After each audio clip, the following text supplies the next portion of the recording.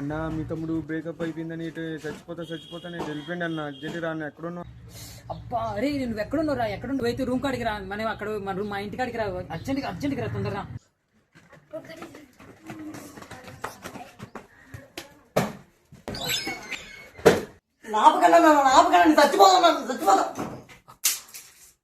అరే ఏంట్రా పిచ్చి పని ఏంట్రా అసలు అది? ఏం చేస్తున్నారు అండి అసలు? అమ్మాయి నన్ను వదిలేసిందన్నా, నేను ఎవరి కోసం బతకాలన్నా ఇంకా. ఏంది బాయ్ అసలు ఏమైంది బాయ్? నువ్వు ఎట్లా చేసినావు ఎందుకు బాయ్? నువ్వు ఏదైనా నీకు ఏదైనా అయితే మేము ఏమైపోవాలి బాయ్? అరే తమ్ముడు, మనుషుల ప్రేమ అంతే ఉంటుందిరా, ఇవాళ ఉండి రేపు పోయే ప్రేమరా.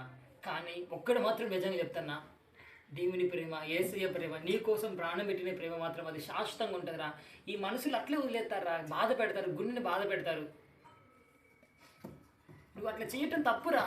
ఎందుకు బాయ్ అసలు నువ్వు ఎట్లా చేయాలనుకున్నావు? నీకు ఏదైనా అయితే ఆమె 2 రోజులు బాధపడుతుంది, కానీ 2 రోజులు బాధపడుతుంది, తర్వాత లైఫ్ ఆమె చూసుకుంటుంది. అంతేగాని చిన్నప్పటి నుంచి పెంచిన మీ తల్లిదండ్రులు ఏమైపోవాలి అసలు? మీ వాళ్ళకి ఎంతో బాధపడతారు కదా.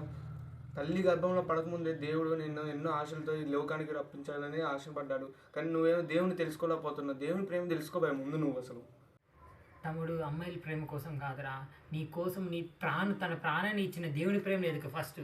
యాక్చువల్లీ నేను కూడా అంతే, నా గత జీవితంలో కూడా ఇట్లనే ఒకటి జరిగింది. కానీ నిజమైన ప్రేమని, యేసయ్య ప్రేమని నాకు ఈ యొక్క జీవిత అనుభవాల ద్వారా తెలుసుకున్నా. అయితే యాక్చువల్లీ ఏంటంటే, యేసయ్య పరలోకం వీడి భూమికి వచ్చింది ఎందుకు? ప్రేమించాలి, నేను రక్షించాలని. ఆయన సిలువలో మరణిస్తుండగా కూడా నా కుమారుడు నన్ను తెలుసుకుంటాడని దాహం అని ఎంతగానో ఆశపడ్డాడు.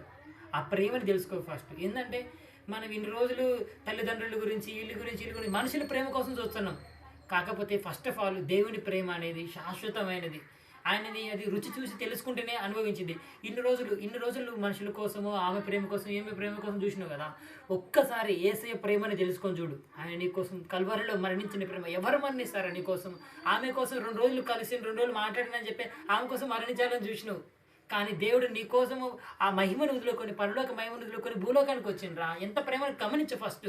అర్థమవుతుందా? ఆ రక్తం కారుతున్నా కానీ సిలువను ముద్దు పెట్టుకుని నీ రక్షణ కోసము, నా రక్షణ కోసం, ప్రజలందరి రక్షణ కోసము ఎంత త్యాగమైన ప్రేమ, అంత పరలోక ప్రేమ అది ఒక్కసారి అర్థం చేసుకో. ఆయన రక్తం చెందుతుండగా కూడా నా కుమారుడా, నా బిడ్డ నీ కోసం వచ్చిన అని చెప్పి చేతులు చాచి మరణించిండు. ఆ ప్రేమని మనము ఒక్కసారి ఇన్ని రోజులు అమ్మాయిల ప్రేమ కోసం, వీళ్ళ ప్రేమ కోసం, వాళ్ళ ప్రేమ కోసం చూసినావు కదా. ఒక్కసారి యేసయ్య ప్రేమ కోసం నువ్వు ఒక్కసారి ట్రై చేయి. అది ఎప్పుడు నేను డిసప్పాయింట్ చేయదు. లైఫ్ ఎగ్జాంపుల్ నేనే, నిజమైన ఉదాహరణ నేనే. ఆ నిజమైన ప్రేమ నేను తెలుసుకున్న తర్వాత ఎప్పుడు నేను బాధపడలేదు. ఎప్పుడు యేసయ్య నన్ను ఆనంద పెడుతున్నాడు. నాకు ఒక గొప్ప వ్యక్తిని గొప్పగా నాకు మ్యారేజ్ చేసిండు. నువ్వు కూడా నీ లైఫ్లో కూడా ఒక గొప్ప వ్యక్తి, గొప్ప అమ్మాయిని నీకు దేవుడు ఇస్తాడు. నువ్వు బాధపడొద్దు.